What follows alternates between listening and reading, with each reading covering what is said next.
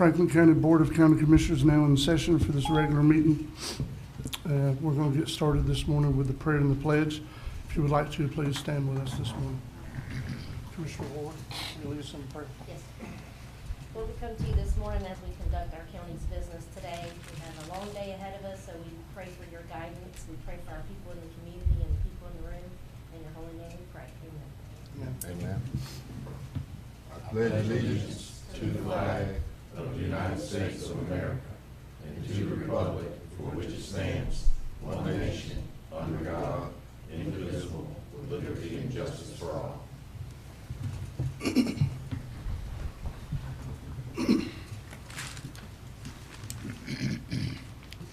First item on the agenda this morning is approval of minutes.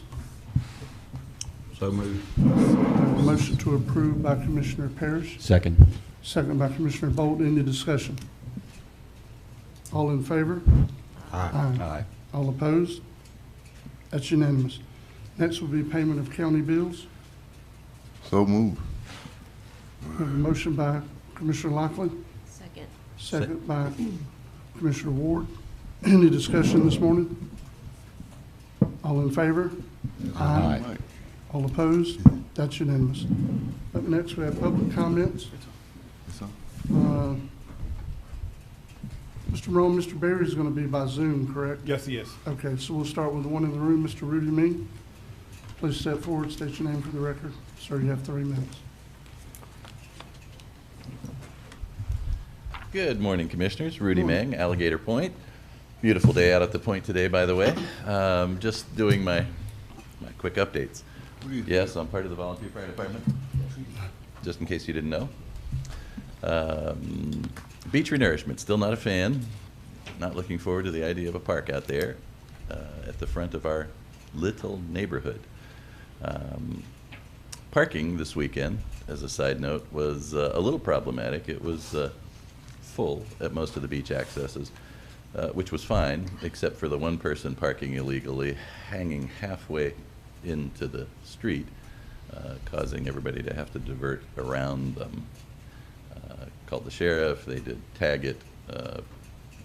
Didn't expect the tow truck to make it out there for one car this weekend, but would be nice if, besides tagging it with the sticker, that there would be some kind of fine or ticket that would be given to those individuals to keep them from coming the next time.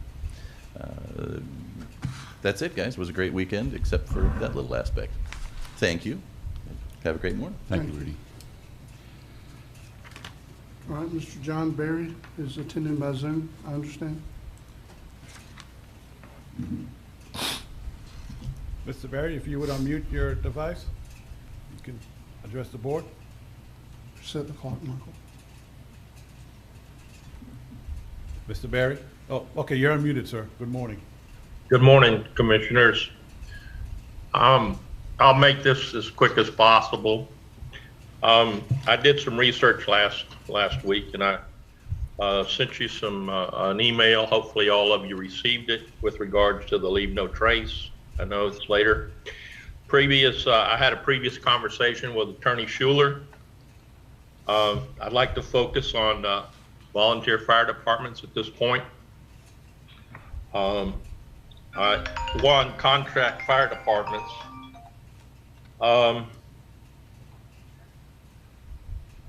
Contract fire departments with volunteer fire departments. I found in the June 4th, 1996 meeting by Board of County Commissioners, which was previous county attorney stated during a public hearing when there were amendments to the MSBU ordinance, Mr. Schuler, and I don't think it's this current attorney, county attorney, stated, said the county has contracts with each fire district volunteer fire department.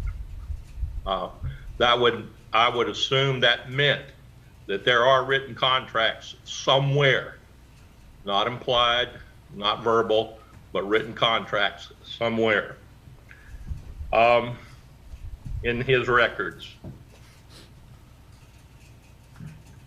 Also, I'd like to know if MSBU are public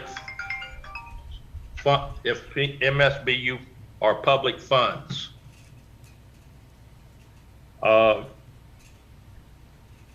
We had a conversation with the county attorney, Mr. Chairman, and he stated in that conversation that they are public funds.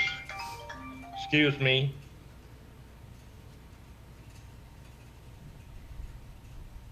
And I'd just like to find out for certain. Are MSBU funds strictly to provide county services for fire protection and EMS?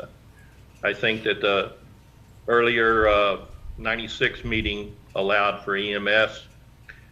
If so, how are these funds protected from liability lawsuits if awards are made in excess of liability insurance? I think it's a very serious problem. Are attorney fees and retainers considered appropriate fire protection expenditures? Also, would like to understand, and why I'm putting it on the record, is status of the proposed purchase of Alligator Point Volunteer Fire Department Lot 5 that we previously purchased with MSBU funds. I did a title search, results on lot 3, and I'd like to know what the status of that is, if there is a status at this time. I know Attorney Schuler was working on it. Is this purchase still needed for Alligator Drive relocation? I said, also in that relocation, are there plans currently drawn up to show how this relocation would take place? And with that, I think I've addressed the issues I wanted to this morning. I wanted to get them on the record. I appreciate the time. Thank you very much. I think they're important questions. One of them, the reason I ask about the liability in the funds, it's my understanding there's a $2.5 million plus liability suit on the Alligator Point Fire Department. And I'm concerned that if those are public funds, can they be breached? Or is that going to put the county into a precarious position? Thank you, Mr. Berry. You're welcome. All right, up next, Ms. Debbie Jordan.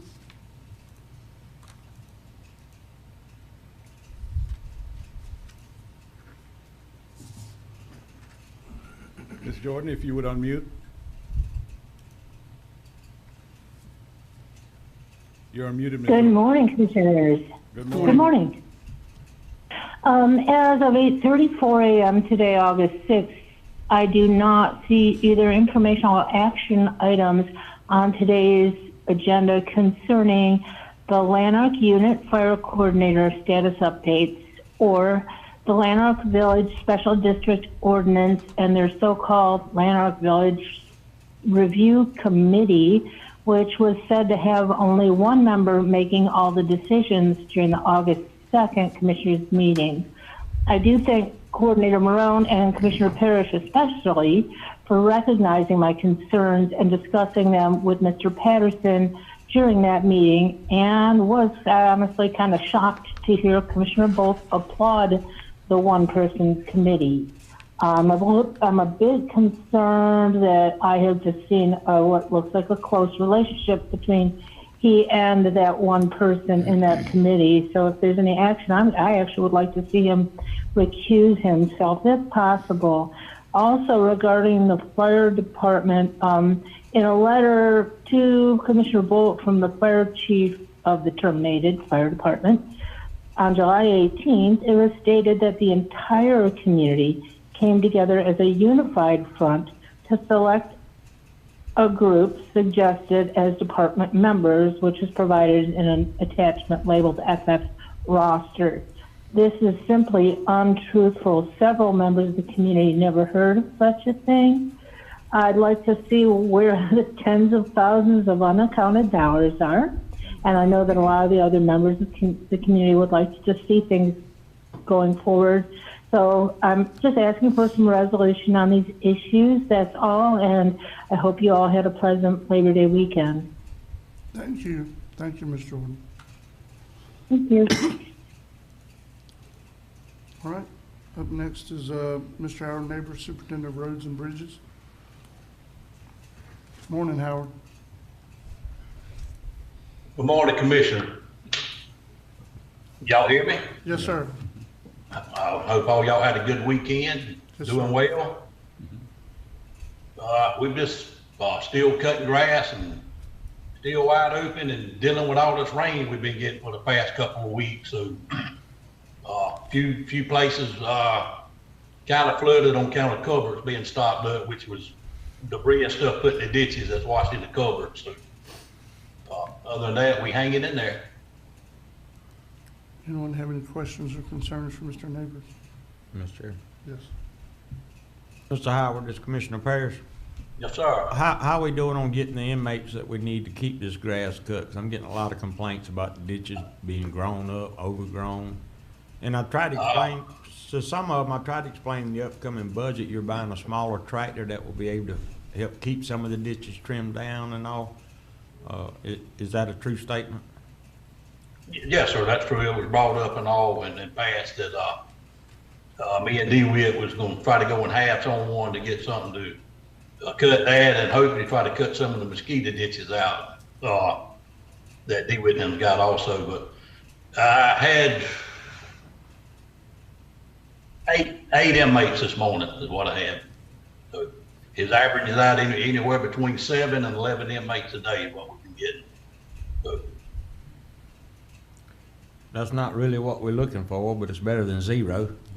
yes, sir, that's it. I mean, What we're getting there for a while, so I know you're doing the best you can, and I'll try to pass that information on as people ask about, why the ditches aren't cut and all, and I've tried to explain to them inmates are very limited, but we're doing the best we can to keep up the good work. yes, sir, it is. When we make a pass through the county, it's usually anywhere from 4 or 5 weeks before we get back on the other end. And the way that grass grows, in 2 weeks, it's back knee high, so, Thank you for that information. yeah. Any other commissioners this morning? Mr. Howard, thank y'all for the good job y'all do. We appreciate it. Thank y'all, Commissioner. Up next, Mr. Fonda Davis, Solid Waste Director. Good morning, Commissioners. I Good have morning. one information item on my report this morning, and it is King's Plumbing has completed repairs on the leachate and stormwater pumps, and we are now waiting on Cates Electric to do the wiring on them. One other item I did not put on, I just want to let you know we are moving forward on removing the garbage that the DEP want us to move, so Okay. we're making headway on that also. All right, good. Any commissioners have any questions or concerns for Director Davis? Yeah, Mr. Chairman, Yes. a couple weeks back, I asked for the annex over in Carabel to be cleaned up. Yes, ma'am. Apparently, there's some grass growing, and I appreciate your group for going out there and doing that, your staff. But for future reference, Michael, I'd like to, if it's okay with the Madam Clerk, if the person that does the maintenance here get the annex in Carabel on a regular routine maintenance schedule. We have people going over there to early vote. I feel like it's a reflection on our county, that building over there, and I want it to be as pristine as this one is. So if we can get that on the maintenance, I don't know, obviously, I don't think it's Mr. Davis's job or his staff's job to do it. I want somebody, whoever does it here, maybe perhaps can go over there, I don't know, a couple days, a week, or not a week, but just once every couple weeks. Yeah, I and think maintain that property. Yeah, Commissioner, I think it fell off the schedule because of lack of inmates too, but yeah, I'll talk to Shane to make sure it's on a, like you said, bi-weekly maybe? Yeah, and again, like I said, I'm all for the inmates, but we don't need to let our citizens or our community suffer with ditches or whatever. If we need to add more staff, I know people are, budget, don't want to add more staff, but we don't need to disservice our citizens by not having the grass mowed or the ditches cut too. I know, again, it's an inmate issue, but we just need to get things back on schedule. Yes, ma'am. Anyone else? Yeah, Mr. Chairman, Fonda, I'm just remembering that soon we'll be implementing that additional transfer fee that Waste Management is incurring. I believe, does that not begin October 1st? That's correct. Okay. Just wanted to be aware of that. Okay. Okay. Anyone else, commissioners? To Commissioner Ward's point, Commissioner, after you talked about it a couple of meetings ago, I made it a point to go to the annex to look at it during early voting and stuff. There actually was a couple of snakes up in the shrubs, that can happen at any time. But it looked like these had a kind of home there, so we might need to start over with the shrubs too, and redo the whole, get the front of the building looking nice. Not trying to put it on you or anybody else, but we're already talking about it, and I agree with what the commissioner is saying Yeah. about the annex. Okay. Other than that, thank you, sir. All We right. appreciate Thank it. you all. Appreciate everything y'all do. Yes, sir. Emergency management, Ms. Pam Brunell. Good morning, Commissioners. Good morning. I have 2 action items this morning. The first one is request the board signing and approval of the 2022-23, our EMPG grant that we receive from the federal government every year in the amount of $53,329. Pleasure of the board. So moved. Second, with a question. We have a motion to approve by Commissioner Parrish. We have a second by Commissioner Ward and Commissioner Lockley. Commissioner Lockley, please proceed with your question. Yeah, what we do with that one? What do we do with that money? That money helps pay the salary in this office. Okay. You want your money. Yeah, that's what it does. It's what we do with it every year. Help offset the county's portion of what's paid in this office. Commissioner. Yeah, Commissioner, the state grant's about $105,000, and then the federal money is about $53,000. So, and that's included as part of your emergency management budget every year. I know that, I just want the public to know. Oh, okay. Okay. I just wanted the public to know that. Any more discussion before we vote? All in favor? Aye. All opposed? That's unanimous. The second action item on my list is request the board signing and approval of the contract extension for the management experts, the EOC contractor, for 1 more year. She is managing the EOC design contract, and she is also over several contracts, I believe, that involve the county that she works with Aaron on. Mm-hmm. Yes, she does. She does. So moved. All right, we have a motion to approve by Commissioner Warren, Second. second by Commissioner Lockley. Any discussion? All in favor? Aye. All opposed? That's unanimous. Thank you, Commissioners. All right, anyone have anything for Ms. Pam or Ms. Jenny while they're here with us in attendance? Yeah, when that place when we gonna see some brick and mortar? At the EOC, the new Yes. one?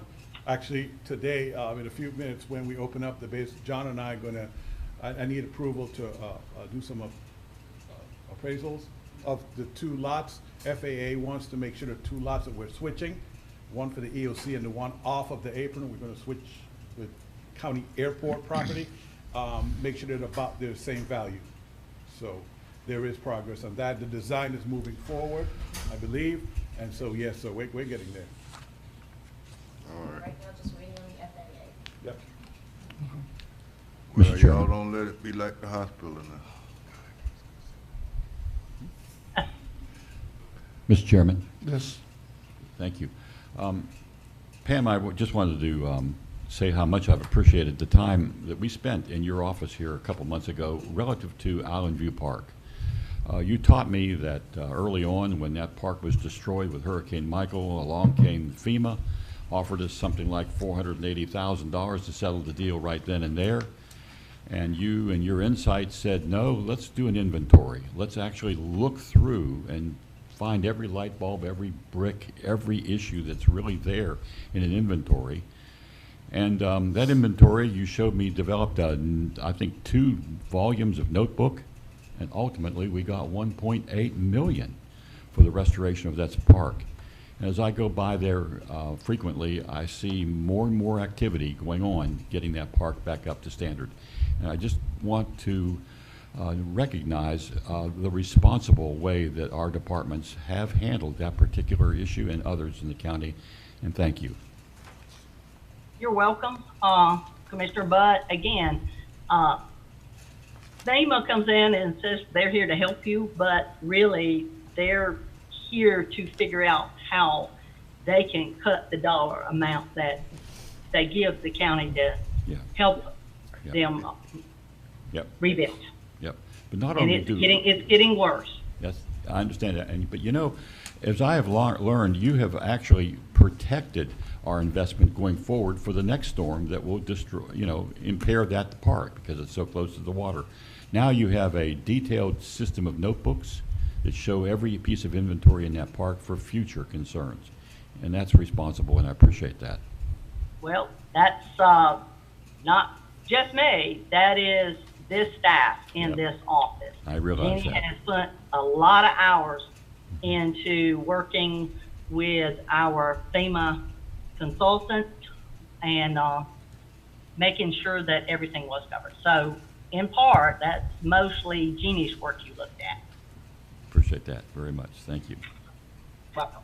Any other questions or concerns, commissioners? Just, Mr. Chairman, Jeannie, I'm gonna call you after the meeting concerning an email that you sent, about the East Point fire funding. I'll call you. I'm gonna follow up with you on that. It was a. Is that look they gave you right Yeah. there, Commissioner? It was an email that was a message that was sent to you that you forwarded to Michael Morone and I. Okay. I'll just call you about it after the meeting. Yeah. That's a plan. You know what she's talking about. Go ahead, Yeah. Jen. Just shake your head yes and say okay. Yeah. And- She'll know when I don't want to name names Yes. on public record, but Yes, I'll call you. ma'am. All right. Thank y'all for everything you do. We appreciate it. Welcome. Thank you. You're welcome. Have a good day. Mr. Eric Lovestrand, Extension Office Director, is up next. Morning, Commissioners. Morning. I don't have anything in addition to my written report this morning. Okay, anyone have any questions for Mr. Eric? this Yeah, morning? Eric, have you seen any more of that palm tree disease that you told us a couple months ago about that? Any more spread of that?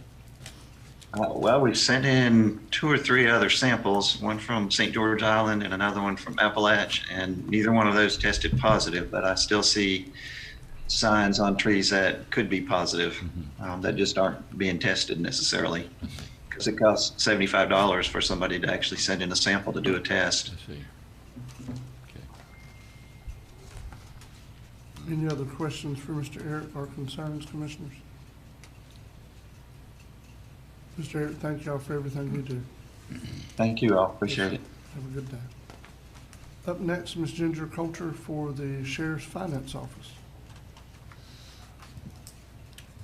And Ginger, as you're approaching, if you don't mind, I need a chairman's signature on the letter that preceded what you're going to ask him to do now. So Correct. can I go Yes, ahead and do yes, that? that's what I'm Commissioners, here for. page 15, item 4. I'm sorry, in my report a couple of weeks ago, Ms. Ginger Coulter, the Sheriff's Finance Officer, requested a letter as part of the FDLE grant application for the Sheriff's Drug Investigation Office program.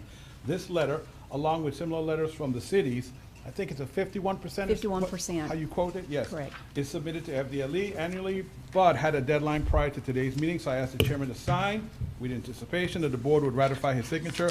I need board action to ratify his signature on that letter for the grant. So moved. Motion to approve by Commissioner Ward, Second. second by Commissioner Parrish. Any discussion? All in favor? Aye. Aye. All opposed? That's unanimous. Thank you, Ginger. Thank you. And then the second is the certificate of participation that I handed you this morning. I have to have that signed, and then we're good to go. And that was with the Walgreens settlement, is that? Oh, no. No, this is FDLE. The raise, right? No, this is FDLE, the burn grant, the Okay. Criminal Justice Narcotics Unit Okay. grant. And Ginger, that money is, It's used for the narcotics unit. It division. helps fund the narcotics So- investigations. and it's how much? Again? This year, they are allocating $37,194. Okay. So moved to approve. All right, we have a motion to approve Second. by Commissioner Ward, second by Commissioner Parrish. Any discussion? All in favor? Aye. Thank All you. opposed? That's unanimous. Thank you. Thank you, Ms. Ginger. All right, up next, TDC Administrator, Mr. John Solomon.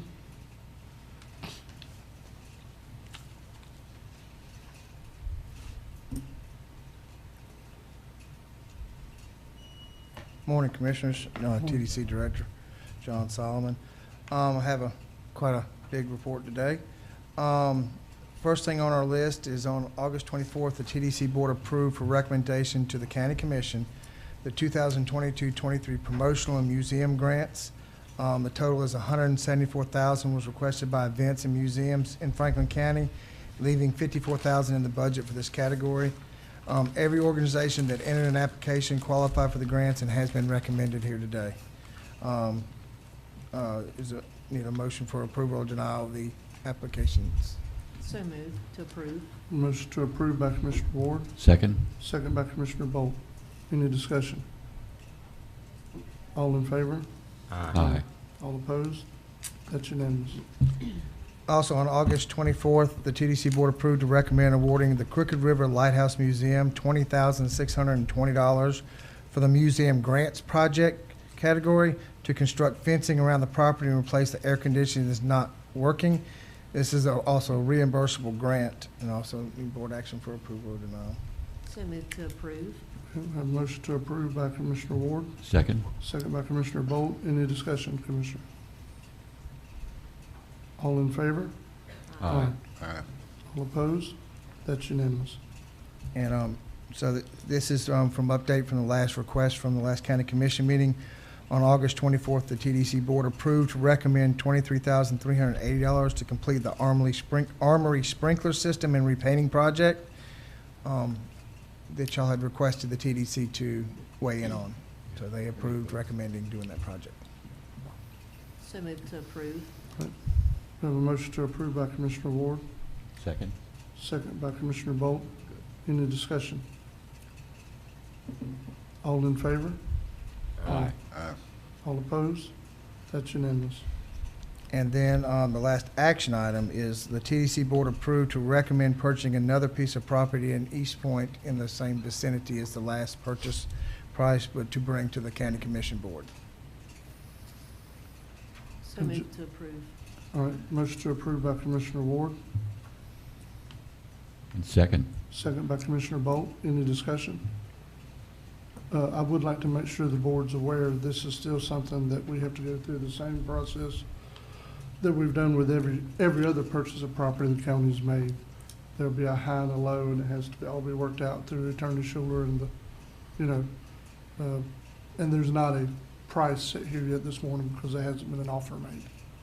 So just so you know what we're voting on. So at some point, it'll come back to us with the price, for approval. This is just like an approval to attempt to go after the property, is the way I understand it, correct? That's correct, Mr. Chairman. All in favor? Aye. All opposed? That's unanimous. Do you have a question, Commissioner? I'm sorry. I do. For public record, would you tell what you're gonna do with that land? Well, we're looking to add it to the other pieces of property that we already have there. After the channel gets dredged, it is our hope to completely rebuild back not only what we had, but to add to it and make more there by way of some kind of buildings or better parking lots, more parking for the boat ramp, and adding back pavilions. Maybe something's made more substantial than it was before, with maybe a concrete base. And we're also looking at putting a boardwalk along the water for the section that belongs to the county, as some of the others in East Point have already started to do with their waterfront property, and make it something nice for, not just for people to visit, but for people to live here. So that's what we're intending to do. Sounds good. Thank you. Yes, sir. And I have some information items, commissioners, go over just a few of them to be, especially for the public to be aware. The Lafayette Pier Pavilion project did come in under budget. The exact amount, I'm not sure. It was substantially under budget that y'all approved for the city of Apalachicola to replace the Lafayette Pier Pavilion. That we will be doing a ribbon cutting in the near future. As soon as we organize that with the city of Apalachicola, I'll be contacting y'all for y'all's participation in that. The board, TDC board approved replacement of all county entrance signs. If you see your attachment in there, those will be at all entryways into the county and exiting the county. It'll have a sign on the back of it this time that says, "Thank you for visiting Franklin County." Those will be all replaced. They're much smaller, much more easier to manage, and maybe will not be as much of a wind sail when we get a little bit of a storm. Also in your packet, the TDC started creation of a 3-year project plan worksheet. On it lists projects the TDC may like to see accomplished or start over the next few years. This is a living document. None of this is set in stone. Things can be added or deleted any time, as most of these, if not all, must be approved by you, the county commission, before becoming reality.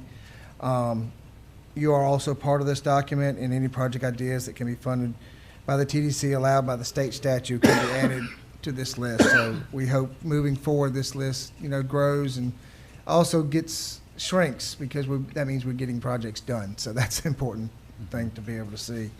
The last thing is, commissioners, is we attended the Visit Florida Governors Conference this past week, and the Franklin County TDC team, which includes you, the County Commission, the TDC Board of Directors, the TDC vendors, our partners, and everyone that works in the hospitality industry in Franklin County, won 2 tourism marketing awards. These awards make 6 Flagler Tourism Awards the Franklin County TDC received in the last 3 years.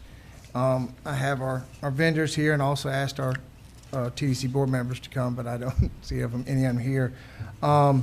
We won the Silver Award for Mixed Media campaign, the Florida You Remember, which was the major campaign that we did coming out of COVID. And we won the Bronze Flagler for Rural County for the How to Forgotten Case Like a Local web series. And I'd like to, Mr. Chairman, I'd like to have a photo opportunity with the TDC team and the commissioners with the awards we got this year. Yes. Let's tell them to come forward. We can do that now. That's a very good idea, John.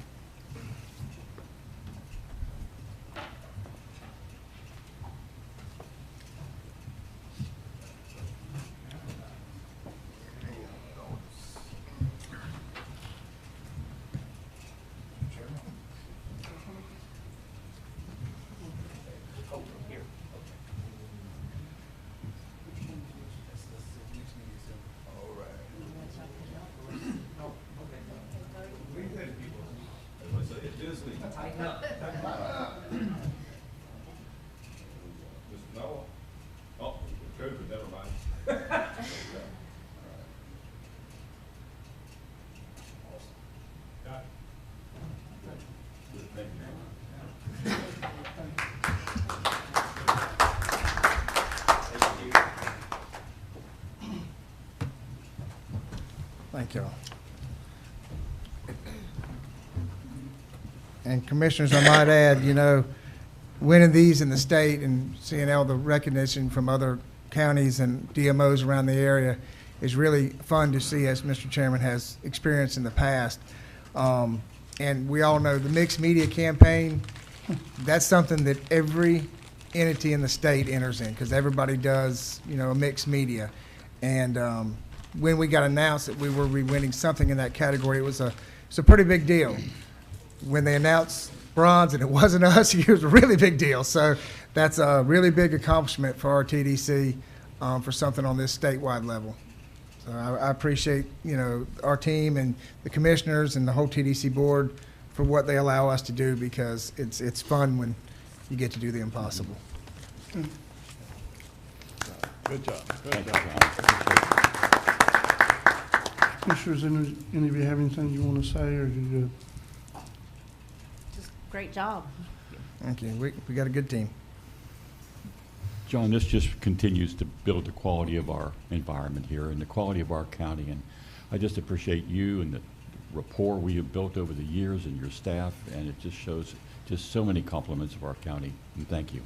Yes, sir. Thank you. I know that one thing I can say is we love this area, and it shows when we do the product that we put out, and especially when the state recognizes that on this level for this county, especially the size we are of 11,000, and we're up there with counties that their budget's 45 million and ours is 2. So Yeah, I hear that. Yeah. Mr. Chairman, before John walks away, and to Yes. prove the adage, no good deed goes unpunished, page 16, item number 8, I John, I can see you watching me. Last week, Mr. Mark Currington, the county planner, attended a project progress meeting at the Armory. Mr. Currington reported that the contractor has started the installation of piping for the fire sprinkler system. He estimates that the contractor is about 2 weeks ahead of schedule, so there should be no problem with being completed by February 8th of 2023.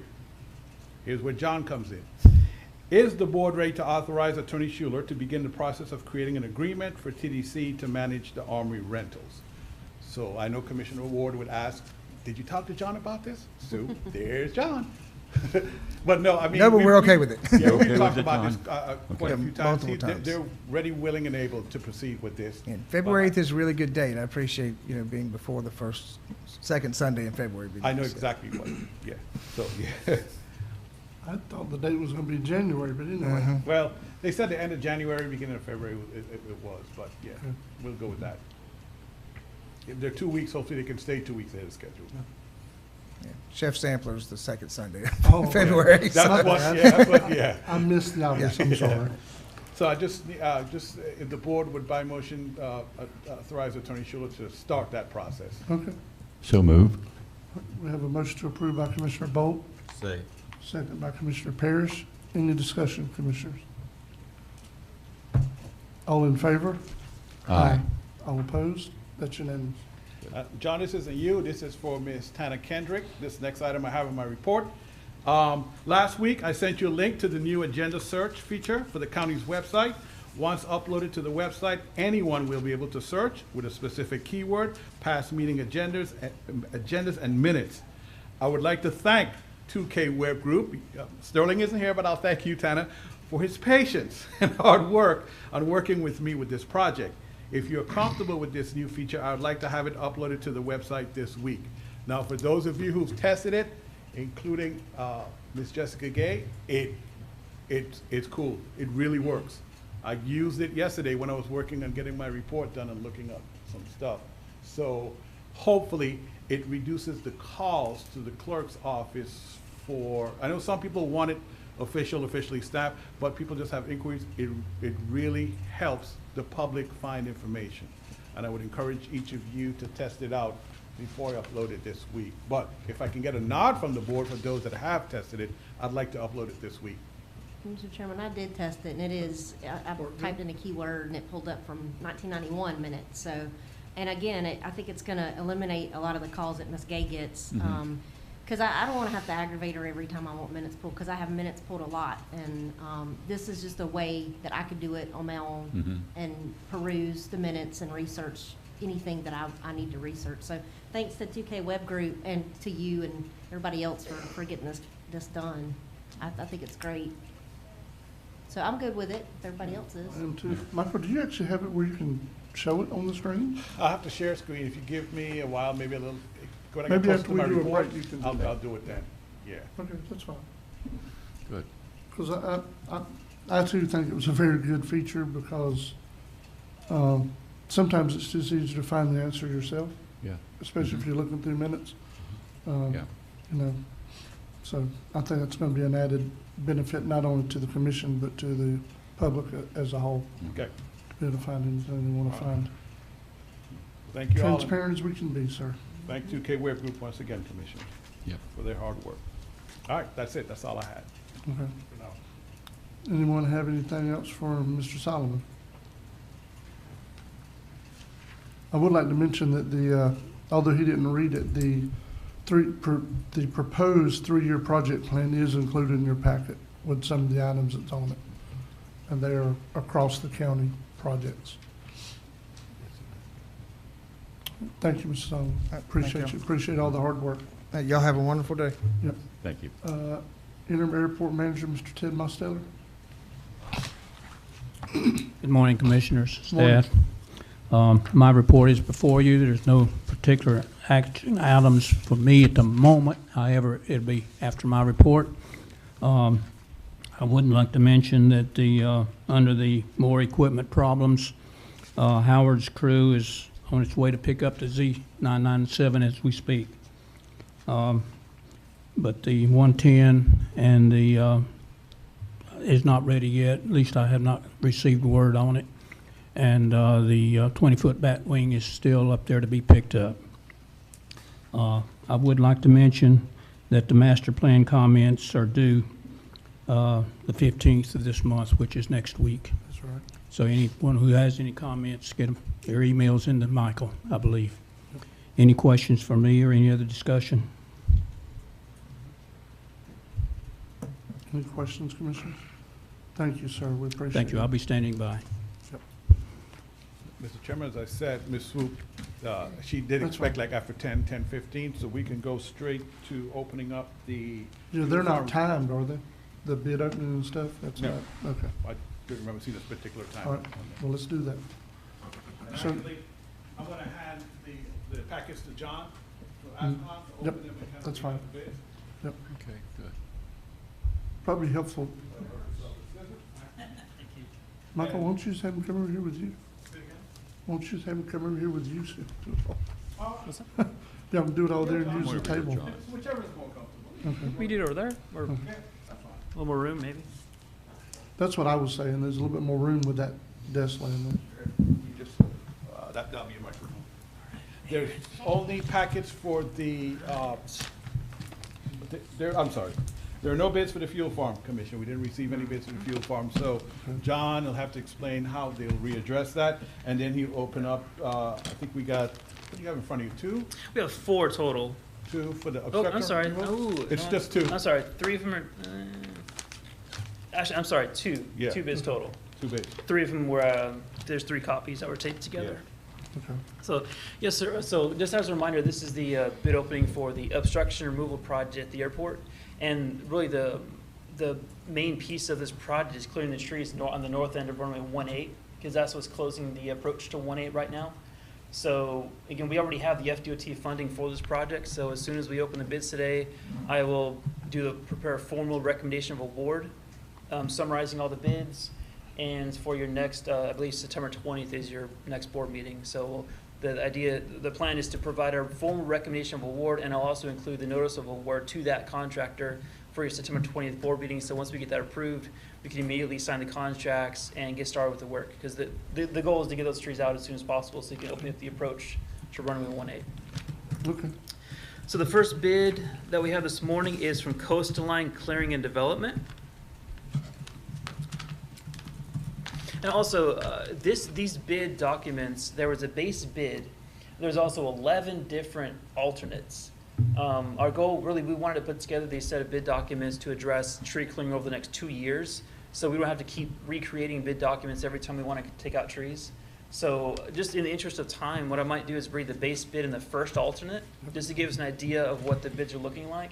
And then again, I'll give a very detailed bid tabulation at the next board meeting. Where they from? Coastline from Eastport. I don't see an address on this, on the cover of it yet.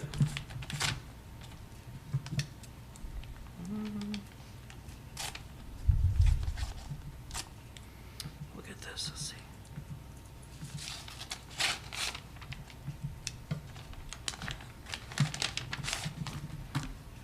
Okay. They do include a copy of their bid bonds.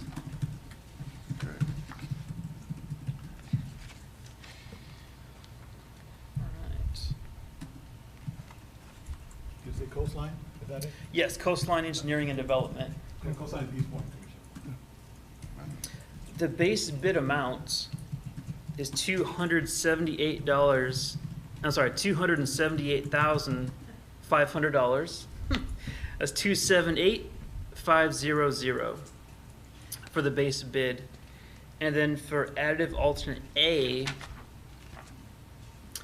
it is $166,500. That's $166,500. What does alternate A mean?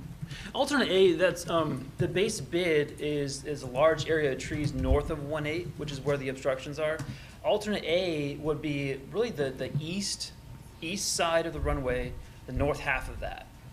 So it's about the same area, just moving along the side of the runway, because all those trees on the side of the runway also need to be cleared. So they'll do both? Well, this This particular bid amount was quite a bit higher than the grant funding that we currently have. However, the FDOT wanted us to go ahead and bid the project because they may have other funds available. So where if we could show them, here's what our total need is, they may be able to help us out and provide us with additional grant funding to do quite a bit more of the work. So that is the first bid from Coastline Clearing and Development. The second bid is from Collins Land Clearing Incorporated, and it says they're from Havana, Florida, which I believe is near Tallahassee.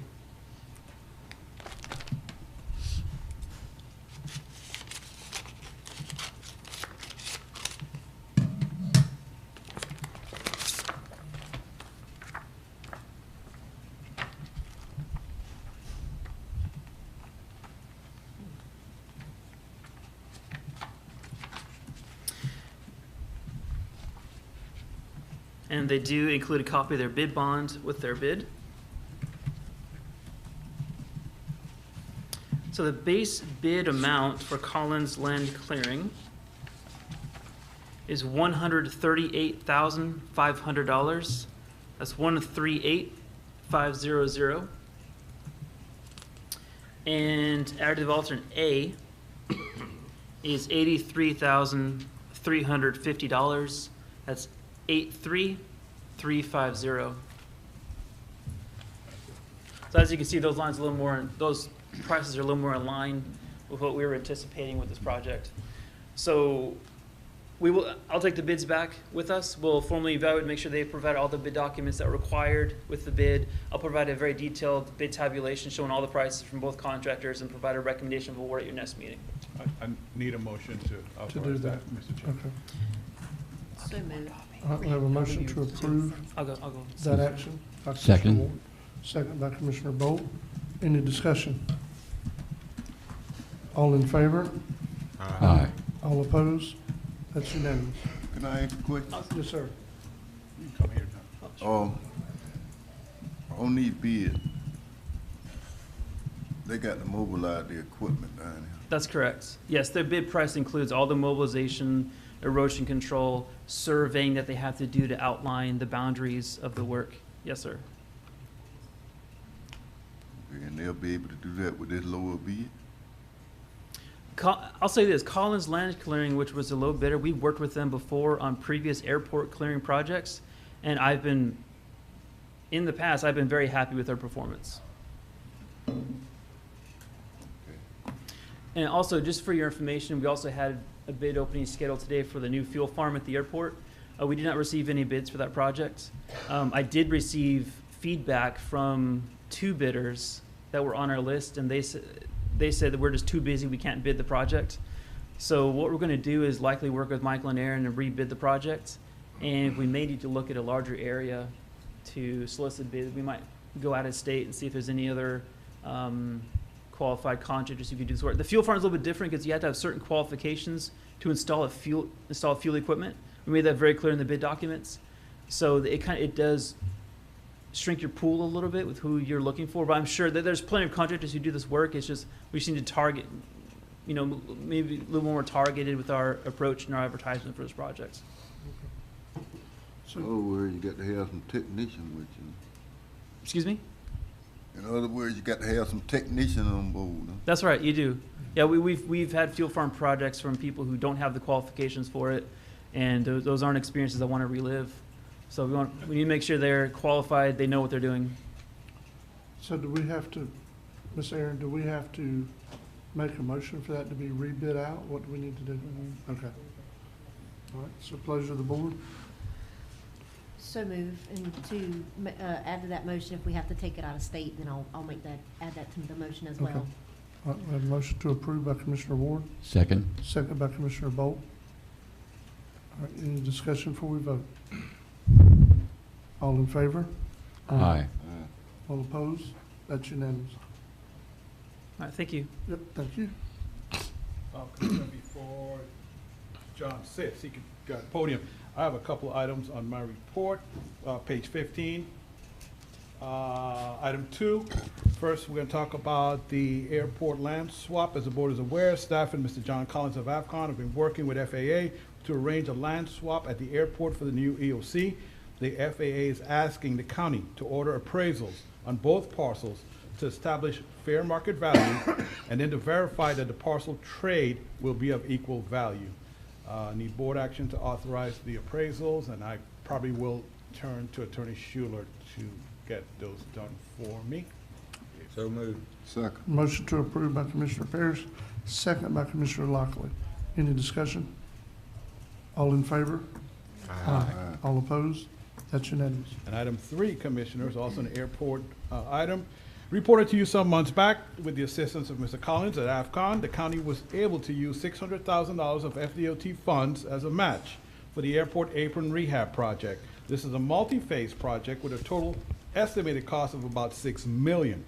For your approval today, I have an FDOT amendment to the Public Transportation Grant Agreement for $600,000 for that project, which, along with an additional $779,771 of FDOT funds and another $600,000 of FAA funds, we got $1.9 million for this phase of the project. I need board action to authorize the chairman's signature on the amendment and the required resolution for this phase of the airport apron rehab project. So move. Motion to approve by Commissioner Bolt, Second. second by Commissioner Ward. Any discussion? All in favor? Aye. All opposed? That's unanimous. Can I ask a question? Yes, sir. Like you looking for them people with that specialty on the fuel form. Right. Now, Timna got an Air Force base. And I know there's somebody in the vicinity that's gonna be retiring with the qualification. I mean, I don't know personally, but that happen every day. People retiring and they got them qualifications because they've been doing it. Do y'all list that with them? We do. Well, we typically the county advertises in the Tallahassee Democrat and the Apalachicola Times. Yeah. I'm not aware of any specific advertisement that's kind of focused at Tyndall Air Force Base. We could focus on the Panama City News Herald, I believe. I think we do, don't we, Aaron? Advertise the News Herald. We do also, yeah. Yeah. And puts the Oh, demand perfect. stuff. Yeah. Yeah, a lot of these contractors these days, they buy subscriptions to a company who does all the searching for them and gives them a list of all the jobs that are out there and what the general scope of work is. And so, yeah, if we're advertising a demand star, then it's out there. If these guys are looking, there's no issue with them finding it. The hard part now is just the contractors are so busy that they're having to pick and choose which products they bid on. So that's kind of what happened this time. Okay, thank you. Thank you, Mr. Collins. Mr. Chairman, if I may? Yes. I know Mary probably still isn't available, so if we take a short break, we go to Aaron, and as soon as Mary comes in, I'll let you guys know. That's fine. Yeah, let's take a recess. Okay.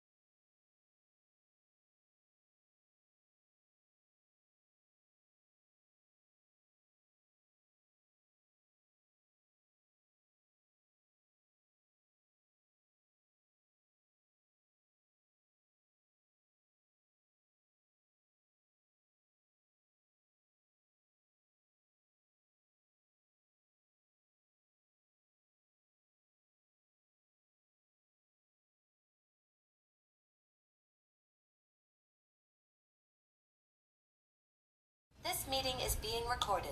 Just ignore Hey, that. you didn't tell me it was on this computer. Yeah. That scared me. County Commission is now back in session.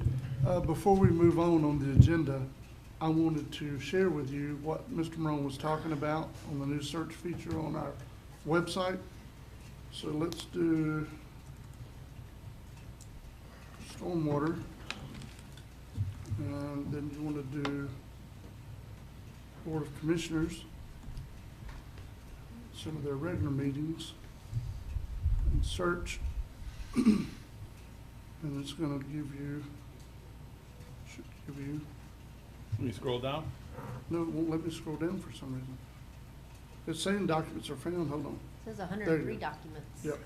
So it can allow you to then look at that particular.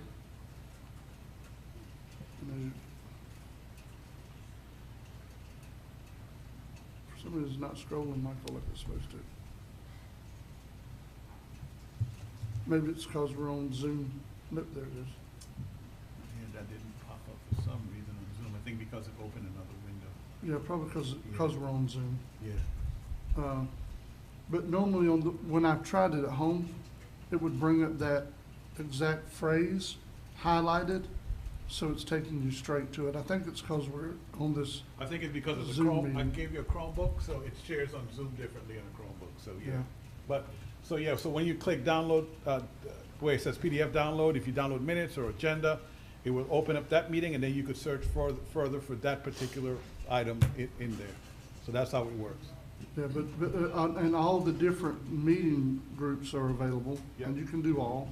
You can do planning, zoning, board of adjustment, contractor services, whether it's regular meetings, public workshops, inspection reports, special meetings, all these other things are all added in there, budget workshop. Yep. So anyway, just wanted the public to be aware of that. So this has different levels of searching. Yes. You can search and Yes. sub-search and sub-search. Yes, a lot of Very results. well. And you can search all if you want to. Mr. Chairman, in document type, you can even just do minutes, or if you just want Right. the agenda, right? Right, that's right. I forgot to change that, yes. On the last one, Michael, where it says document type, if you click on that, you can do agenda, Agendas or- discussion, or minutes, or, Yeah, or you know what I minutes. mean? They're there. Yep. But anyway, just wanted the public to see that functionality we're talking about adding to the website. And again, thanks to 2K for helping us out with that. Is Miss Mary on the line yet, Michael? No, so we could probably. Go with Miss Griffith? Yes. All right. Fiscal Manager and Grants Coordinator, Miss Erin Griffith, you're up next. Okay, first item, Commissioners, the FEMA-funded repairs of Island View Park are underway. The project is progressing quickly with the exception of supply chain delays for the vinyl sheet pile material and composite decking. Board action to approve the attached no-cost time extension change order, which will extend the substantial completion date to October 26th. So moved. All right, motion to approve by Commissioner Lockley, Second. second by Commissioner Parrish. All in favor? Aye. All opposed? That's unanimous. Okay, Commissioners, next item, the application window for the Florida Department of Environmental Protection's Coastal Partnership Initiative Grant Program opened on September 1st and will close on October 31st. The program provides assistance with working waterfront areas. Indian Creek Park has 6 commercial dockage slips included in the management plan on file with the Florida Communities Trust, which was the entity which provided the funds to acquire the park. At the time of the acquisition, the 4 existing commercial crabbers were grandfathered in as tenants. At this time, only 2 of the original crabbers remain, and they have since moved from the unimproved slips at the head of Indian Creek to the 2 slips closest to the ramp. Mark Currington has contacted FDEP, and the construction of approximately 50 foot of dock with finger piers at the head of the creek would be eligible for up to $30,000 in design and permitting assistance through the program, with a 100% match requirement, which could be met with a variety of in-kind services, rental revenues, and repair funds. A site overview of Indian Creek Park is included as an attachment to this report for reference. Board action to approve the application for design and permitting assistance for the commercial dockage at Indian Creek. So moved. We have a motion to approve by Commissioner Ward, Second. second by Commissioner Bolt. Any discussion? Seeing none, all in favor? Aye. All opposed? That's unanimous. Next item attached is the annual Consolidated Solid Waste Grant Agreement. The grant award is $93,750. This annual operating grant helps to offset some of the costs associated with the Solid Waste Department by providing funds for some fuel expenditures, tires, hazardous waste disposal charges, and testing fees. Board action to approve and authorize the chairman to sign the attached annual Consolidated Solid Waste Grant Agreement. So moved. Have a motion to approve by Commissioner Parrish, second by Commissioner Lockley. Commissioner Lockley, do you have a comment? Yeah, that thing going down and down. It used to be 200-some thousand now. It did, Commissioner, yep. Quite a number of years ago, that was actually how the landfill replaced aging equipment, was through the Consolidated Solid Waste Grant. At one point in time, it was about $277,000 per year. It's been quite a few years since we got any sort of funding like that, and now it just offsets a little bit of the operational expenses. God bless America. Any other discussion before we vote? All in favor? Aye. All opposed? That's unanimous. Okay, next item, the 2 fully executed FERDAP grant agreements have been received back from FDEP for the SGI playground improvements and the improvements at Vrooman Park. The next step is for the county to complete the commencement documentation checklist, which will require current boundary surveys and a title search with opinion for both locations. Once the commencement documentation is provided to FDEP, the department will issue written authorization to commence construction. Proposal specifications are being developed at this time for the SGI playground, and Dewberry Engineers is developing a task order for the design and bid specifications for the drainage and access ramp construction at Vrooman Park. Board action to order updated surveys and the necessary title search and opinion for both park locations for FERDAP commencement documentation. So moved to approve with a comment. We have a motion to approve by Commissioner Ward, second by Commissioner Lockley. Please proceed, Commissioner. I guess anything and everything can't just be easily done, right? We No. have to get through all these processes to get, I mean, that part's been here for how long? Yeah. Anyway, I just want to make that comment. Unfortunately, that's government bureaucracy, so. I want to make sure we own the property they're doing. Her red tape is. Yeah. It doesn't matter what level the funding comes from, everything has an attachment. Oh, I'm sure, yeah. Any other discussion before we vote? All in favor? Aye. All opposed? That's unanimous. And the next item is actually Duke Energy Foundation Economic Development Grant, so I may let, is Mary on the line yet? Not yet. Not yet? Do you want me to go ahead and roll forward, or? Yeah, let's go.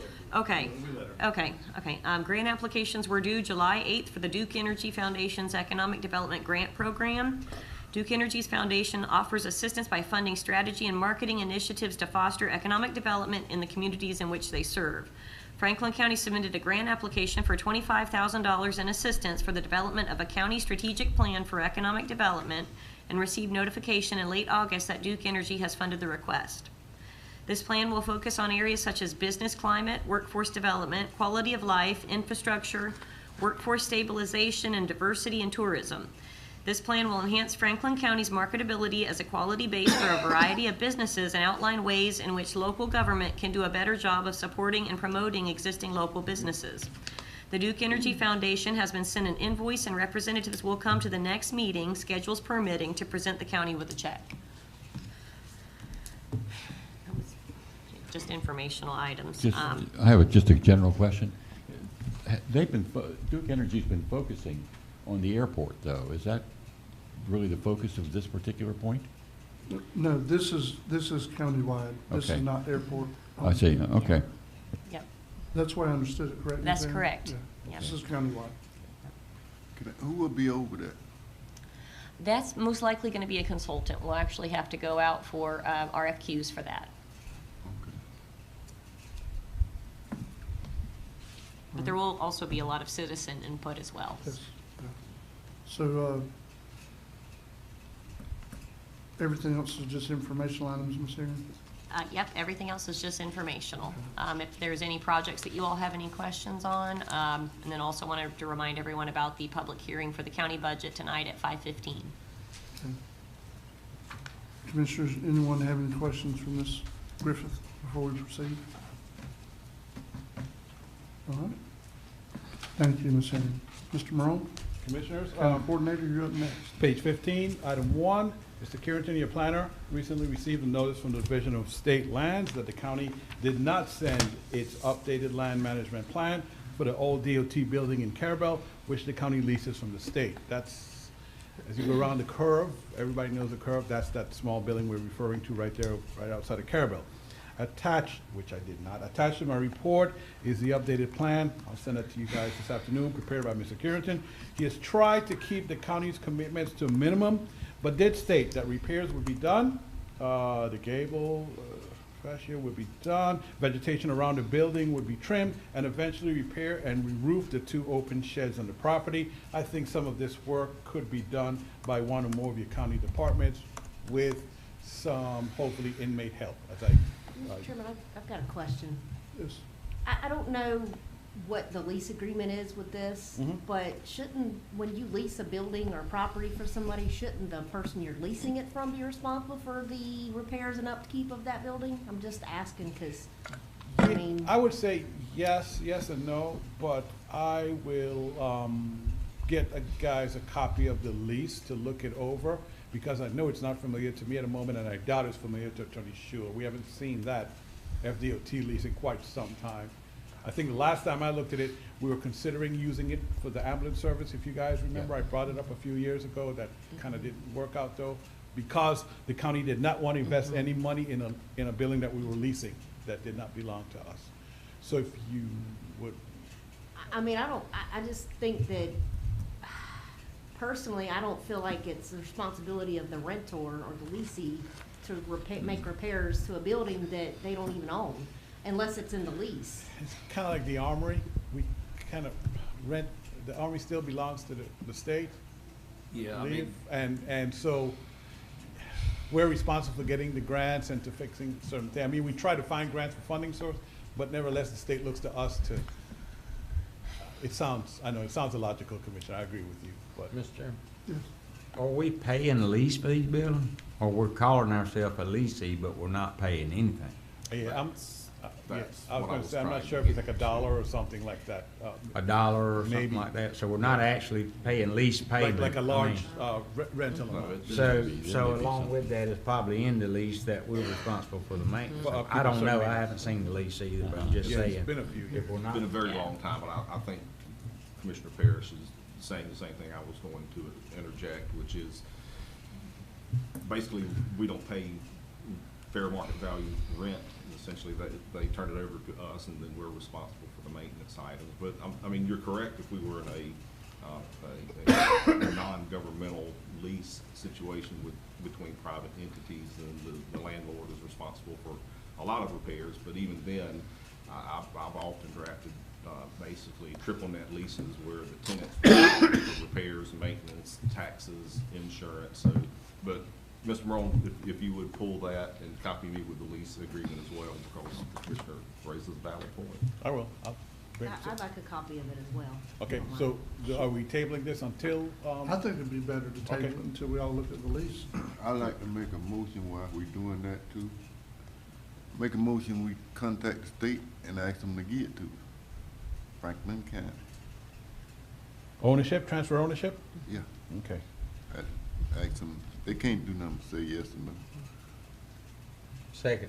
All right, so we have a motion by Commissioner Lockley, and second by Commissioner Parrish, to ask the state about ownership of this property and all the buildings that are on it to be transferred to Franklin County. Any more discussion before we vote? One more thing, Mike, we were using that at one point years ago as Parks and Recreation. Had some stuff there. They still do.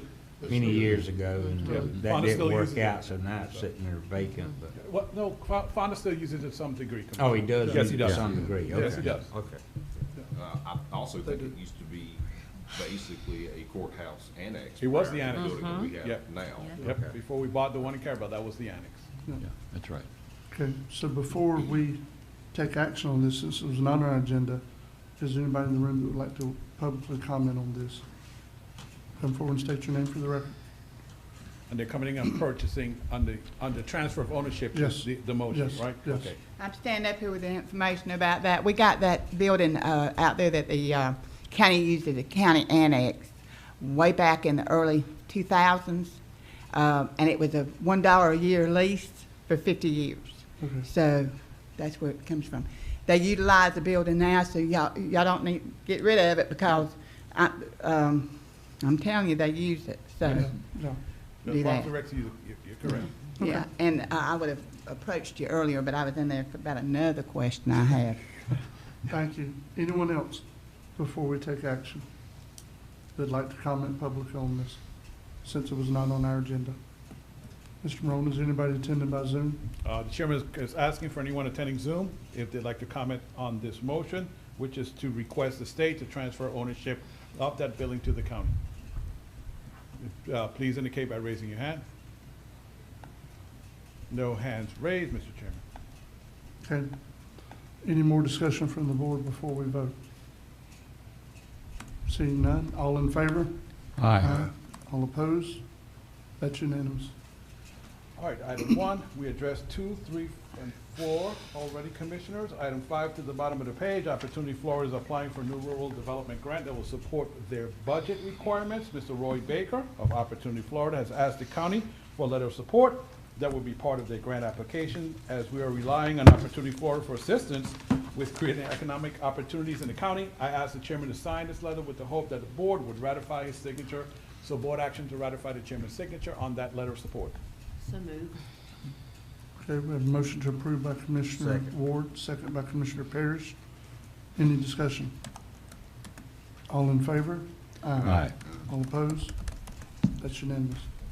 Commissioners, item 6, Commissioner Bolt has asked for and received $10,270 quote from Roberts & Roberts to strike 13 public roads in the St. James Bay area.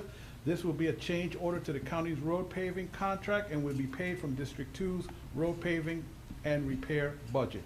Action to authorize this proposal. So moved. Motion to approve by Commissioner Ward. Second by Commissioner Lockley. With comment. Please proceed. I just wanted to be clear that I live there at St. James Bay, and this is a public street system there in St. James Bay. It's public use, public street, public need. And that public system is 20 years old, and it's a safety issue. I've observed on many rain events where the striping in that road completely disappears as the water's on that road. So this is for the purpose of public good. Thank you. Any more discussion before we vote? All in favor? Aye. All opposed? Ma'am, I'm sorry, but we're not taking public comments. All right, that passes unanimous.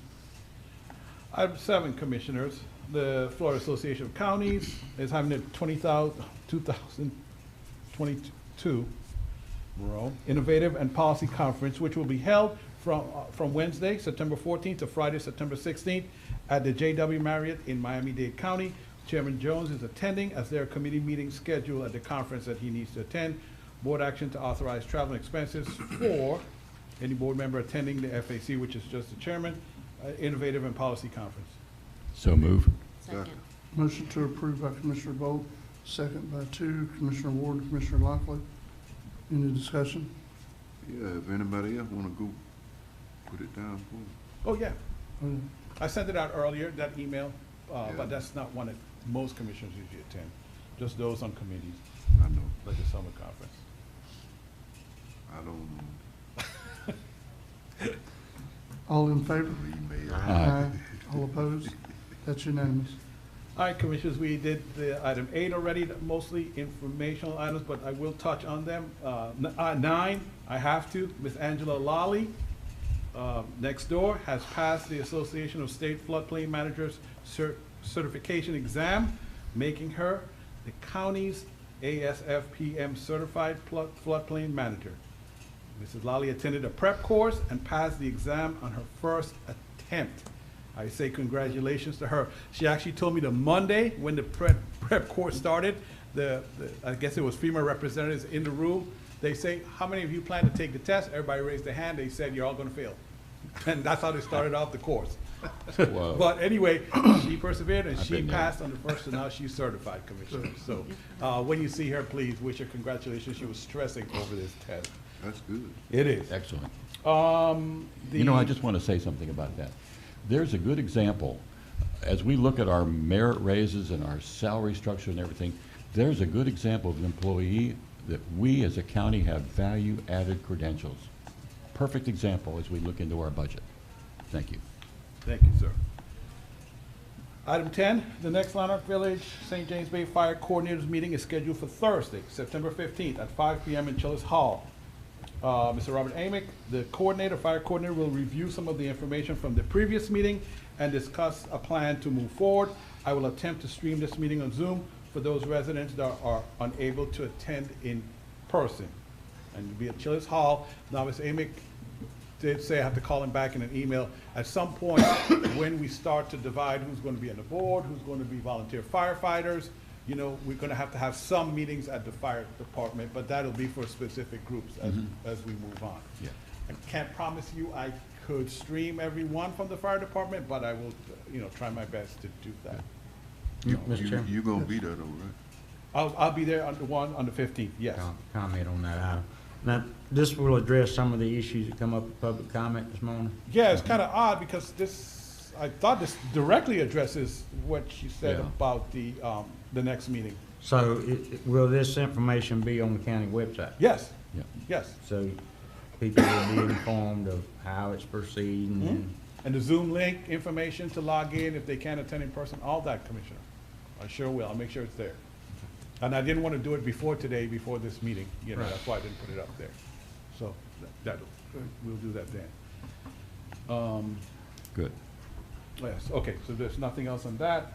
And the next thing, on Monday, August 29th, I met with Williams Communication and Renee Brannon. We discussed options that would allow dispatch to contact the county's volunteer fire departments in the same manner.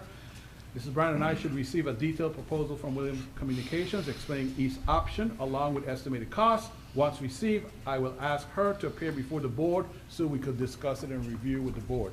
A couple of the options are basically kind of what we did for the city of Apalachicola. We basically do for all the volunteer fire departments by that same repeater, and and they could all use the same repeater and be on the same system, and dispatch will contact them all the same. There's another option I'm not quite clear about, but let me rough it here. So what he's saying, we could take the one that they're putting on Verizon that he bought for Appalachia, do an upgrade to that, put one on the other side of the county, on the highest tower we could find, and then have antennas at specific locations throughout the county, creating a network, rather than everybody having their own repeater. But believe it or not, I believe, commissioners don't quote me here, but I believe the two super duper repeaters on each side of the county with antenna system actually cost more than everybody having their own repeaters. But until I get the details, but that's the two options we're talking about, Commissioner Lockley, because you keep asking me for the progress, and this is where we are right now. So as soon as we get those two options, we'll come discuss it with the board. All right? Thank you. If you have any questions, let me know. Commissioner Ward. Recently, Chairman Jones and I met with a T-Mobile representative to discuss their plans to increase coverage in the county. Based on that meeting, their plans to expand coverage on Highway 65 and between East Point and Carabel should eliminate those dead spots the board has discussed on numerous occasions. Chairman Jones reported to me that after that meeting, it was a few days, he actually drove between East Point and Carabel. He did not experience a dead spot. No. So they're getting there. They're putting a lot of coverage in Franklin County, Yes. T-Mobile is. I don't know about the others, but they are, and they're looking at true 5G Yes. in Franklin County. That's Yes. how they're doing. And Well, I'll let you They take it. don't have the capacity that they're gonna have. But part of the deal is what was explained to us that they made with the FCC to be able to acquire Sprint, because it was gonna make them one of the larger providers. They are mandated to put a certain percentage of their 5G towers in rural communities. They've already got one in East Point, they have one attached on the island, in the water tower, They have one in Caribou that just brought online. In the next 2 months, they're supposed to have one in Appalachia. They also have one in the plans to put one in Alligator Point. So they are doing a lot with that. I can tell you I've had T-Mobile at my personal residence now for about 8 months, and I have their cell service, and I've not had any problems anywhere close to their towers. It's kind of weak over here in Appalachia because there's no tower over here. But that is on their schedule to be done, and it's all of these areas in our county, the lady said repeatedly was on their priority list. So it's not just something they're going to do, it's something they are doing presently. They're currently testing the one in the sheriff's department, and Yes. that will increase coverage up 65. And last week, the chairman, I haven't done it yet, the chairman asked me to have the T-Mobile representative reach out to, I was gonna say his name. Remember, a while back, a gentleman came to the board, got permission to put a tower right on our side of Liberty County. Well, apparently that deal didn't work out with the other carrier, so Chairman Jones wants me to kind of put those two in contact together, because if they can get repeater there, that's it, 65 is good. It'll be Only good. issue, Mr. Chairman, sorry. The only issue that though is people with Verizon service, they still should be able to ping off that tower. Roam. Yes, ma'am. As long as they're roaming, they can ping. Yes, so it'll be an education to, because not everyone, I think sometimes Verizon I have Verizon, they have a bad habit of turning off roaming as a default when you get your phone, so you have to go in and actually turn it on. But she did say that T-Mobile has roaming contracts with everybody, all the other providers. In between, Mr. Rowan. Roaming agreements, sorry. The gentleman you spoke of actually came to me and approached me. Yeah. And definitely wants to make that connection. Yeah. So he expressed it out of his own mouth, not just Okay, us so- expressing it. That's great news, thank you. No. And That's relative something to I'm Route passionate about. 65 and the tower that you're speaking of at the sheriff's department, is that the existing tower that's right in the center of his campus? That tower? No, the one we're talking about up 65 would be a new tower. I see. That's gonna, there's, yeah. No, remember she said they were testing one at the sheriff, but no, that tower actually, and I should have mentioned this earlier, that one tower needs to come down. Yeah. That's a problem tower, and every time we have a lightning storm, I wait for that phone call that we could, that the whole dispatch system has been destroyed again, and we're gonna have to spend too much money on it. But that will be part of the proposal with Williams Communication when they submit it to us. But no, it's a different tower, Commissioner, that they put it on. I think, if you and I are talking about the same tower. Is the one we're referencing, we had someone come to the board, that's actually been a couple of years ago now, wanting to put another cell tower spot on property they own and lease it to a provider up 65, it's up past the railroad. I mean, it's a good ways up there. And, well, the other company they've been talking with has never taken any action on it. So they're looking at, see if T-Mobile's in the area, they want to talk to them and see if they're interested.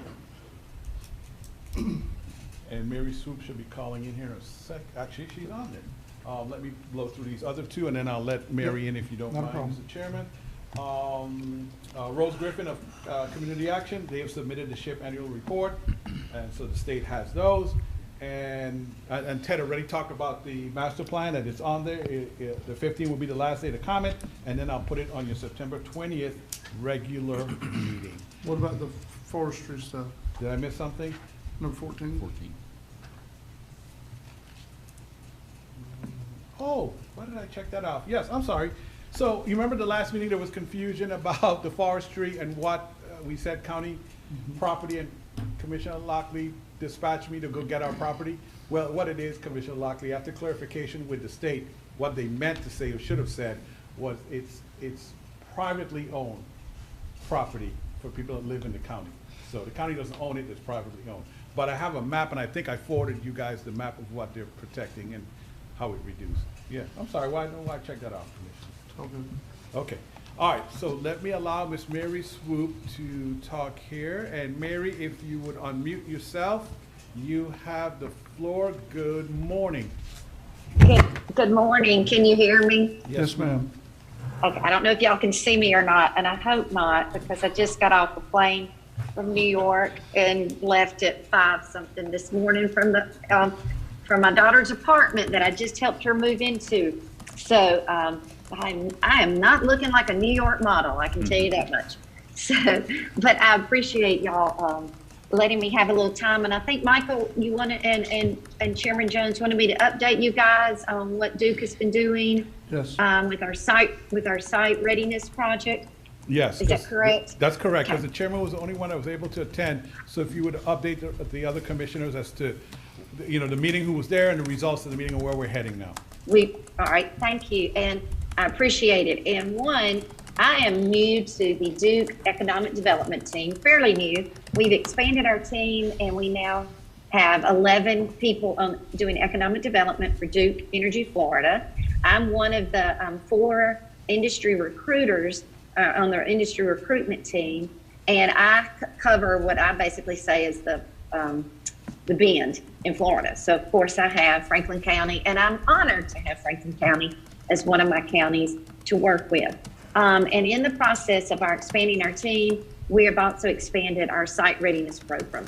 In this, Chris Wimsat, who works with our product development, has identified sites within the Duke territory in Duke, Florida. We have gone from that and then expanded through what we call site readiness. And this is purely just going through the process, looking at the site. Would it be something viable that Duke would love to help the county, the community, to market this site for economic development projects? Of course, you guys know the great site that you have at Franklin County at the airport, and that we are pleased to be able to partner with that. So we went through this process with Michael and others in the county to go through what's actually a site readiness project. And what it is, we actually did an RFI as if it was a company coming to this site, wanting the basic information. What's there, the water, the wastewater, the utilities, any other information, workforce, and so forth. So we went through that process. And then back in August, we had a site selector with Site Selection Group out of Dallas. They're a national firm. They work globally, in fact, in bringing projects and working with companies that are looking to either locate, expand in the United States. And so Josh Bays was the consultant that came through, and we actually went through the process there. So it was like actually having an economic development meeting with a consultant who would potentially have a project to bring to the area. Very interested. We work with Opportunity Florida, Florida's Great Northwest, which I know y'all just pay an investment into, which I think is amazing.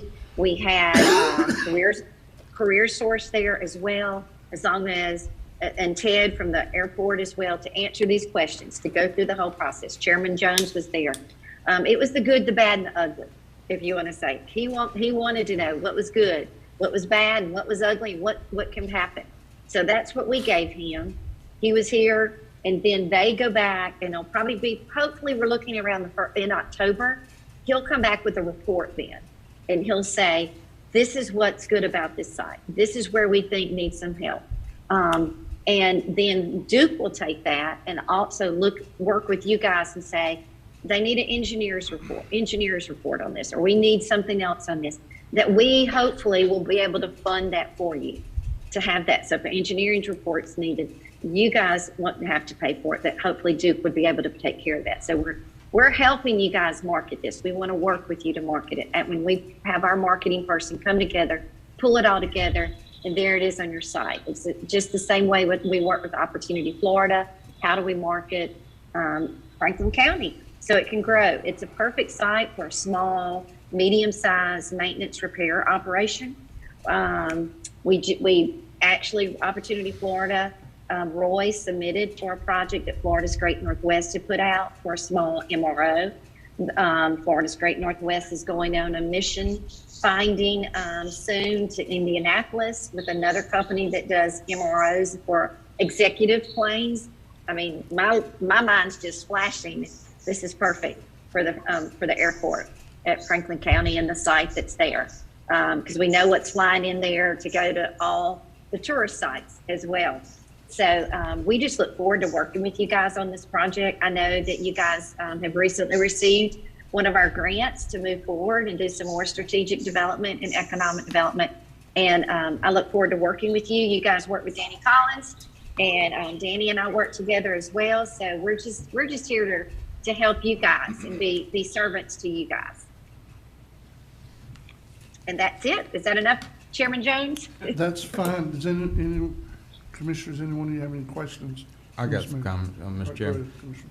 Number one, as we move forward in economic development, there's monies available through the Triumph initiative for infrastructure, for job training that could train our people, our local people I'm referring to, that could take on these jobs. We can supply the funds through the Triumph Fund that's been allocated to Franklin County to provide all of this. All we need to know is somebody coming, how many skilled personnel do they need? What kind of skills do this personnel need to be able to take over these jobs and provide those jobs for our local citizens? If we do something at the airport, but all of our people that come in and to occupy these jobs are from Tallahassee, Panama City, Pensacola, or wherever, that money is not put back into the economy of Franklin County. We need jobs for the people of Franklin County, and we have the ability to do that. So I want to make sure that you are aware that there are funds available to provide the infrastructure, water, sewer, roads. All this is available to us. We just need to show that we got a company coming. But our only issue has always been that we have to have time to provide this infrastructure. We have to have time to get our local people trained to be able to handle some of these jobs. And as a local government, that's what we're looking for, is jobs for our people. Our bay is closed. Those jobs are gone for now, and we need to move forward. So there is monies available to Franklin County that won't come straight out of the taxpayers' pocket to be able to provide these opportunities for the people of Franklin County. So I want to make sure that you are aware of that as we move forward. Yes, and thank you for bringing that up, Commissioner Parrish. I had failed to mention that.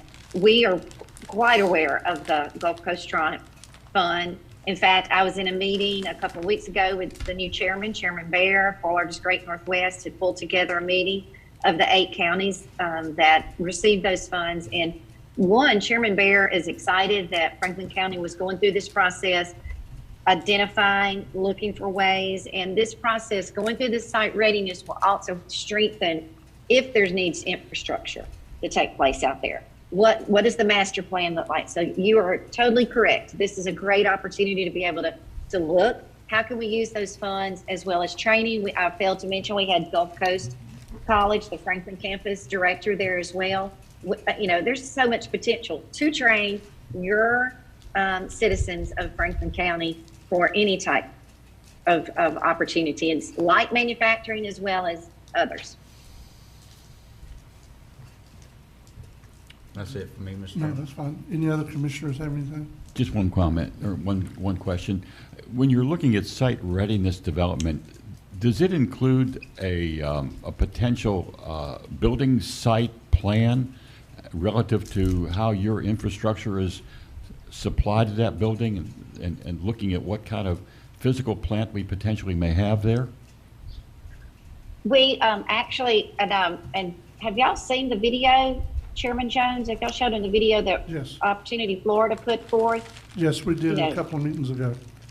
Okay, and that shows potential sites, and that's all we're doing is showing potential sites. And so we've got all the plans that were done through the engineering group that did it for you guys a while back. And I know y'all done some master planning, and we have all that. And all of that's included in that information. So we don't do a specific, here's a building, and so forth. It's mainly just a conceptual piece right now. Okay. Thank you. Does that help, Commissioner? Yes, thank you. Okay. Yes, sir. I want to echo what Commissioner Parrish said. What we really need is y'all to tell us what we need to train our people for. Mm-hmm. That way we got to set it up with whoever getting them kind of courses and stuff. But we just don't need to let them go to school just to be going. We need to look forward. They'll be looking forward to something and have a chance to work at home. And I totally wholeheartedly agree with that, Commissioner Lockley. I I'm an old vocational educator. That's, and now when I say old, I mean I'm old, and and been around, and so I totally agree in the training. Workforce is my background, so I totally agree that, you know, we want to look first and foremost at Franklin County and what opportunities that can benefit your citizens and what training is necessary. And I feel like you guys have been working with Career Source on that, and so with Kim, and so how can we continue that partnership? Thank you. Any other commissioners? Ms. Mary, I will say thank you for being here today. I think that everything that's been said and done so far have been top notch. I know that there's a lot of things that we potentially can do. We're sitting on a lot of great potential. And, you know, it's gonna take maybe this partnership together, not only with Duke Energy and Franklin County, but all the other partners that were at the table that are trying to help doing economic development. We need to diversify our economy in the worst kind of way. We're good with tourism, but that we don't need to stay only tourism. You know, and if and when the Bay comes back, that's a whole nother story. But in the meantime, we have to do something to diversify. We realize that this plan's not gonna do the work that's ultimately gonna come back to us before it's over with. Of actually, you know, after we get somebody, you know, sitting down and doing an agreement and getting things in place and buildings built and infrastructure built and workforce trained, there's still gonna be a lot to do. But if we never have the conversation, we never get to the other end of it. So thank you for everything you've done to help kind of corral us together and get us a group here. Well, thank y'all. And as I said, we are wanting to be partners, you know, with you guys. So we look forward to going this. And as I said, you know, we'll let you know when the final product is published by the consultant, and we can give it to you in any type of method that you'd like for us to give it to you, as far as a formal presentation, written presentation. We'll just work that out with you guys, but look forward to it. One more thing. Yes, go ahead, Commissioner. And remember, you know, if we don't get the whole hog, just don't forget us. We'll take. There you we'll go. Take the leftovers. We know That's right. that. We know that. We know that. We know that. That's right. We know that so much. We, So I'm we looking just forward. starting out, so we got to start somewhere. So we'll take. That's what- right. We'll take I what you appreciate got. that, Commissioner Lockley. I do, and we will. We will. Thank y'all so much. Thank you. Thank you. All right. Attorney Michael Shore, you're up next, sir. Mr. Chairman, may I proceed? Yes. All right, please. good morning, Commissioners. Items 1 and 2 on my report are action items involving code inspection issues, and appointment of a code enforcement official. Item 2 actually deals with a potential code violation. With the board's permission, I would like to table those 2 items until after the beginning of your new budget in October. Being no questions, I will then move to item number 3, which is also code enforcement related, but this appears to be more of an abandoned RV, 1 or more at 2 Mile and Apalachicola. This is more of a red tag issue through the Sheriff's Department. So the board action I'm requesting is authorizing me to contact the Sheriff's Department and ask them to inspect the 2 RVs, and if it's appropriate, to red tag them and have them towed off of the right of way at 2 Mile. And that does require board action. I rode out there over the weekend. They're gone. They're gone? They're gone. They must have seen my report. I don't know that they're gone. Yeah, could have. All right, well, no action is needed. Moving on to item 4. We need to renew the bridge cleanup contract with Franklin County Sheriff's Office. There is basically a 1-page addendum which will extend the current term of the existing contract. That will give us through the end of this calendar year for the contract services to the Sheriff's Department. I have amended the contract so that unless either party should terminate the annual contract, it will just continue to renew year after year, and then both parties can terminate on 10 days notice for convenience. But this item does require board approval of the extension of the bridge cleanup contract. with automatic annual renewals each fiscal year unless terminated by either party. So moved. Second. We have a motion to approve by Commissioner Parrish, and it is seconded by Commissioner Lockley. Any discussion before we vote? All in favor? Aye. All opposed? It's unanimous. Next action item is for the board to consider a possible land donation from the Kimbrough Family Trust. The property is located at 1277 Alligator Drive, Alligator Point, Florida. It's essentially about 1,000 feet to the east of the intersection of Harbor Circle and Alligator Drive. It is on the Gulf of Mexico side of the road. The county has already acquired other parcels in that area so that you can help protect and maintain the road right-of-way. The tax form that the board is being asked to consider signing was completed by your property appraiser and signed by her, and assigned a donation value of $10,000. My recommendation is that you authorize, and this was an incomplete statement on my part, board action of two things. One, let's first have someone go inspect the property to make sure that, you know, we don't see gas pumps or something obvious as an environmental hazard, because we don't want to assume that liability. And if the inspection comes back clean, for the chairman to be authorized to sign the donation and accept ownership of the property. Attorney Schuler, Mr. Chairman, does that need to be two separate motions? No, ma'am, that can be one motion. Okay, so moved. Second. All right, we have a motion to approve by Commissioner Ward, second by Commissioner Bolt. Any discussion, commissioners? All in favor? Aye. All opposed? That is a 5-0 vote. Thank you. Informational items, I typically don't go over those, but since there's so many ordinances that the board will be considering at the next board meeting, I will just very briefly run through. One ordinance that will be considered by this board at your next meeting is an ordinance amending Ordinance 93-5 for the purpose of eliminating the specialty contractors in Franklin County.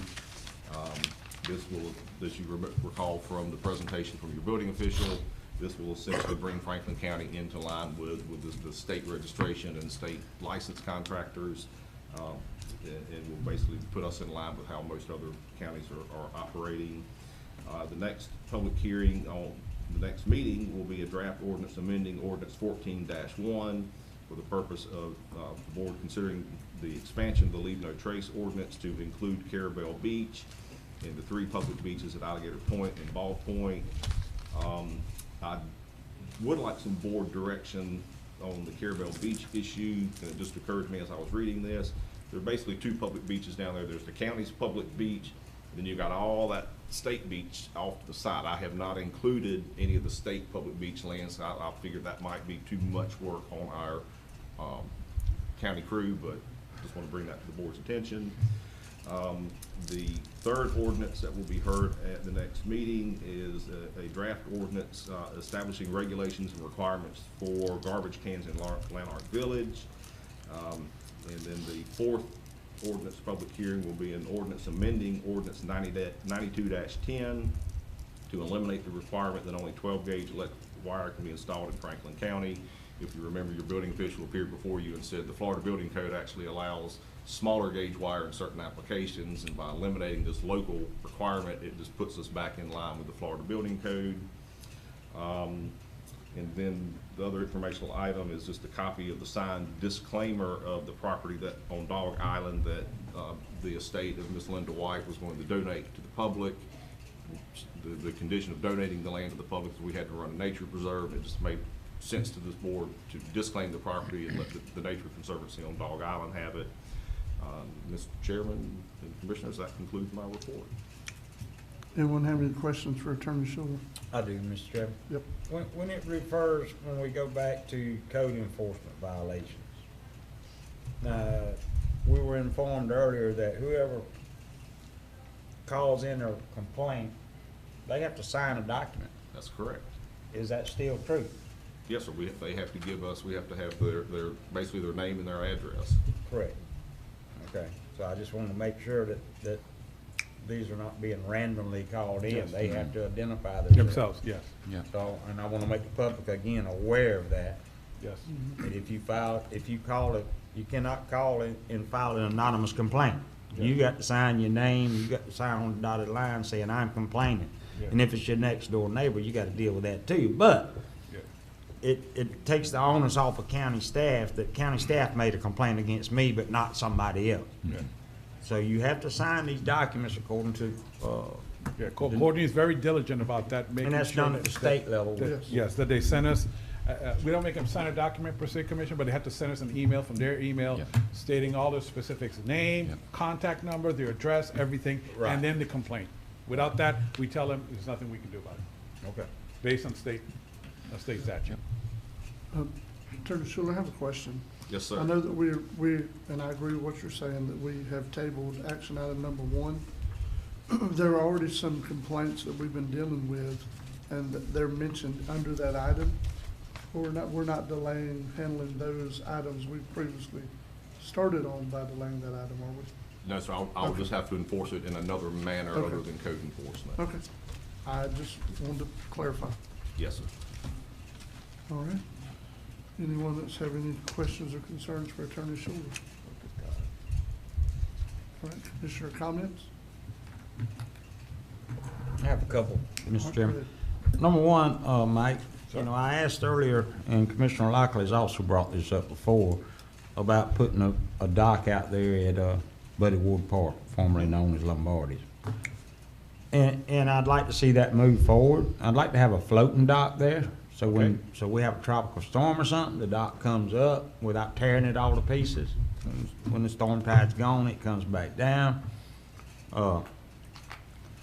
There's never been one there before because it's going to make it really tight getting in and out of there because the little old creek is not very wide. Having said that, a lot of people complaining if I go by myself, I don't have any place to tie my boat while I go move my truck and trailer out of the way of everybody else. And this may be part for Mr. Schuler. What happens is people, if you put a dock there and somebody pulls up there and says, okay, I'm gonna go to lunch in Appalachia, and I'm gonna go by the store and get me some more bait. Well, in the meantime, people can't use the dock. So there has to be some kind of way of saying the dock to be used by an ordinance or whatever for loading and unloading only, with a certain time limit on that, 15 minutes. You got 15 minutes to launch your boat, tie it up, go move your truck and trailer, and come back and move your boat for the next person to be able to use it. Because it's not gonna be a dock there that's gonna accommodate 10 boats at one time. There's not enough room there for that. But I'd like to see that move forward in the boat improvement fund, or however we gotta fund it, to put a floating dock there, because I think it's, would be nice.